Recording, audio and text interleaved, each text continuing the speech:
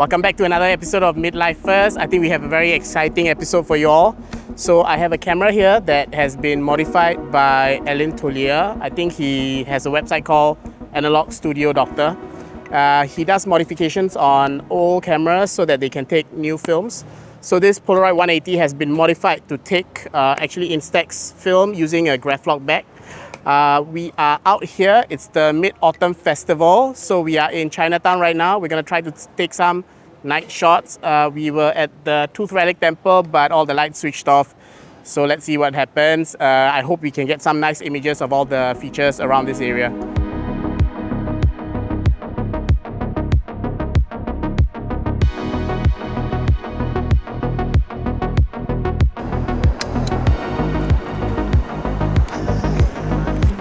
Oh no, okay, seemed a bit stuck.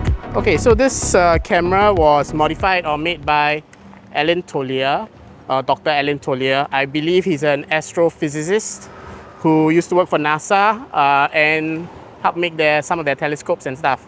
So I think when it comes to cameras, he pretty much knows what he's doing. Most of the parts are unfortunately 3D printed. I'm not really a fan of that. But so far, using wise, I have had no issues. Exposure is all determined by me. His offset on the calibration on the rangefinder seems more or less accurate.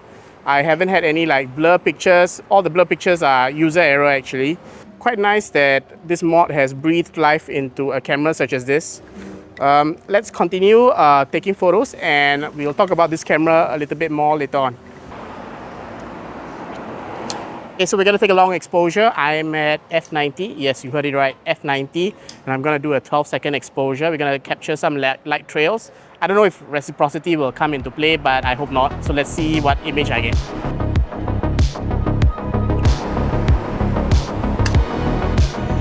And the images look super sharp here. Oh, that's nice. Yes, but I don't know whether the lights on top, we gave it enough time. I think that should do it. That was a 20-second exposure. I decided to increase the exposure length just to see if any reciprocity would have improved by a longer exposure. But I guess we'll look at the photos at the end. And let's continue shooting before the lights turn off.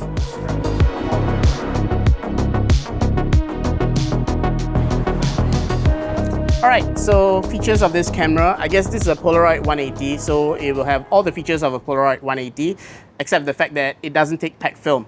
So Dr. Alan Tollier, I don't know whether I'm pronouncing his name right, I'm sorry if I'm getting it wrong, but I guess he did a pretty good job in the modification. Basically, the modification allows you to shoot Instax film using a Lomograflok back, such as this one here. The main issue I guess you would have is that the film plane has shifted a bit further behind. Therefore, you need some offset for the rangefinder calibration. Dr. Alan has done a fantastic job. I have had no issues with that calibration per se. Just like any manual camera, you just have to set the aperture shutter speed on the dial in front, then shoot it after you focus on your image. So it does a pretty good job on shooting the Instax images. I have no complaints about that. Build quality wise, it is a 3D printed device, so you can expect it to be a bit rough around the edges. Personally, I wish a little bit more thought had been placed into building this. So like you have like divots or nails that stick out here a little bit. I guess they are, and this part is a bit sharp. So I guess they are somewhat of a safety risk. But of course, if you're careful, it shouldn't really be much of an issue. But of course, since you're paying a decent price for this modification, I just wish maybe when they 3D printed, they could have done something to make it a little bit more user-friendly in that area. It fits the Lomograflok back without any issues. It's not like I had to force it in or anything. And it even comes with this lock so that the Graflok back doesn't fall off. But it's not like it's gonna fall off without that lock there. It's just a safety precaution just in case.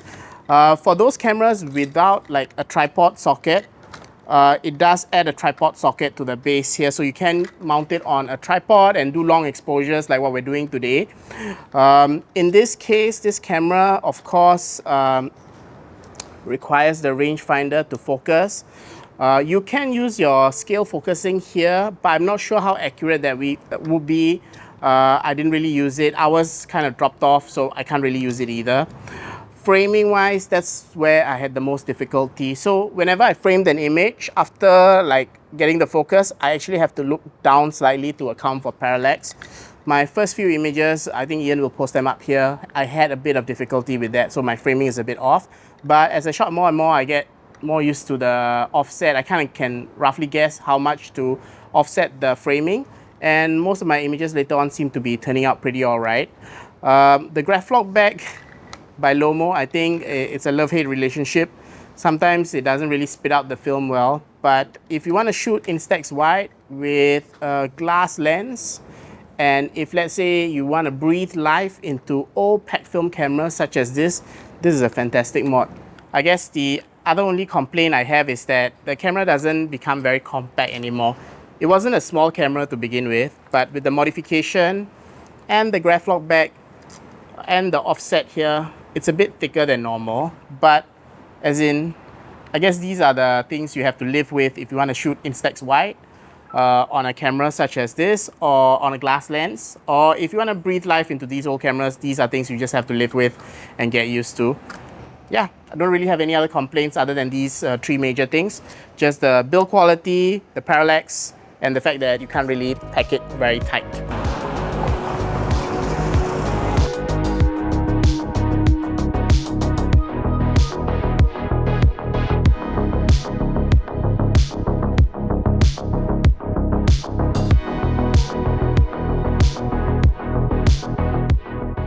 All right, so we're done shooting with this camera.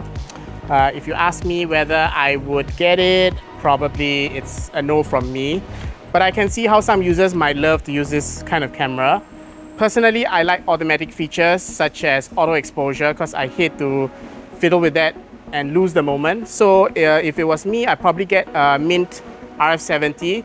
But of course, for those, you're gonna spend a little bit more, or a lot more actually. So this is not really the modification for me, but if you do like these kinds of mods, I think you will love this camera.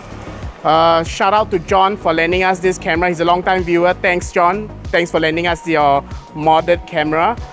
For our Chinese viewers out there, happy Mid-Autumn Festival, or maybe belated Mid-Autumn Festival. I don't know when this video will go out. If you love this video, remember to like and subscribe, and I'll see you in the next episode of Midlifers.